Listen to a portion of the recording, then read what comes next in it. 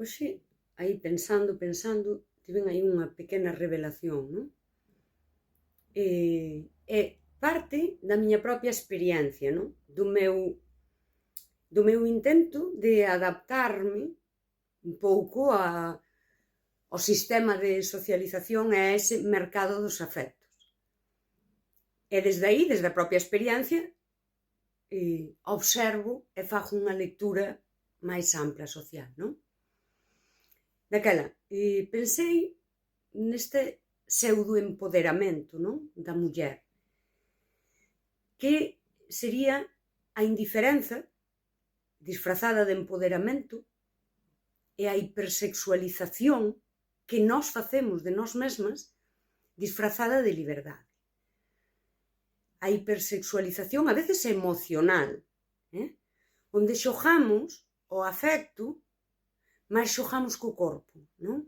Ca dispoñibilidade para ser consumidas físicamente, por dicilo así. Daquela, converte os relacionamentos afectivos sexuais nunha performance do superficial. Eu deime conta unha que hai perda de identidade, porque isto require da desconexión do esencial. Sempre que queremos abrazar o superficial e quedar no que se proxecta e sair á simulación, temos que desconectar do esencial, non? Do noso humano. Daquela, esa idea de que a indiferenza, todo me dá igual, é empoderamento, e que esa hipersexualización é a miña liberdade, non? É unha especie de rebeldía que non molesta. É como se nós, mulleres, aí nos sentísemos rebeldes e diferentes, e mira, eu xa non son como a miña nai, nin como a miña avoa, porque mira que liberdade, non? Teño de decidir. Mais eu deime conta que se perpetúa esta estrutura patriarcal desde outro punto. Esa indiferenza venderonla como a madurez. Ti non te importes, a ti todo che dá igual, a ti tal, é un pouco tamén puñerlle saia aos comportamentos masculinos. Pois unha saia, uns tacóns, e faz o mesmo. Eles non se importan de nós, e úsannos todo o que ti queiras, e daquela nós imos facer o mesmo. É como se isto fose madurez. Pero é o camiño perfecto para non chegar a madurar, porque require da desconexión emocional. E a madurez emocional pasa por estar conectada cas emocións e traballar nelas. Daquela, desde esta idea da indiferenza, somos cómodas para a estrutura patriarcal, somos cómodas para o sistema, porque nos adaptamos, xusto, poñémoslle saia e tacóns a uns comportamentos que están ben, porque é certo que, ademais, e disto poderíase falar, non? Cando se rompe con aquela moral da muller virxinal, todo isto, porque a eles xa non lles interesa, pois nesa rotura hai unha adaptación. É o patriarcado de sempre, onde a actuación que facemos é diferente, non? Que conseguimos con isto, por exemplo? Validamos a súa irresponsabilidade, porque en certo modo abrazámola tamén. Eu non me importo xa. Validamos esa irresponsabilidade. Validamos o uso que fan de nós. Porque o siguen a facer. E incluso o sostén emocional, por iso falo eu que hai tamén a hipersexualización emocional, que é cando nós, nesa liberación sexual, e isto se o falas con mulleres, valo saber, ao final os tipos contanche os seus problemas, contanche as súas preocupacións, axúdasme nisto e no outro, nós temos esa predisposición, estamos hipersexualizando a parte emocional. E, de feito, aquela idea de reter a un home con sexo está totalmente vixente. Só que agora non vas casar, non te vais sacar de traballar, non sei, todo isto, porque a ti non te interesa, a él tampouco. Mais mantelo aí ten que ver con isto. E aquí tamén se podería falar desas relacións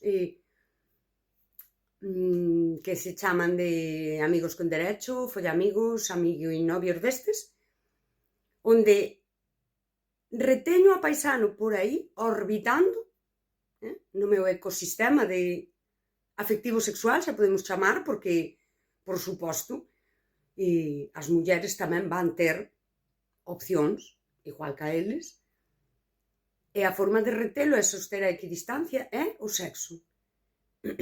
El pode vir, buscar sexo e buscar tamén o apoio emocional. Seunos fatal o empoderamento este. Vale, a ver, que teño por aquí anotado. Esa hipersexualización, que agora chamamos liberdade, fainos escravas do sistema tamén. Porque que é o que sexualiza o sistema? A muller nova, a muller flaca, a muller voluptuosa, sí? E aquí, nós, para seguir sendo sexualmente atractivas, porque no fondo xa non nos van mirar, só miran, sí?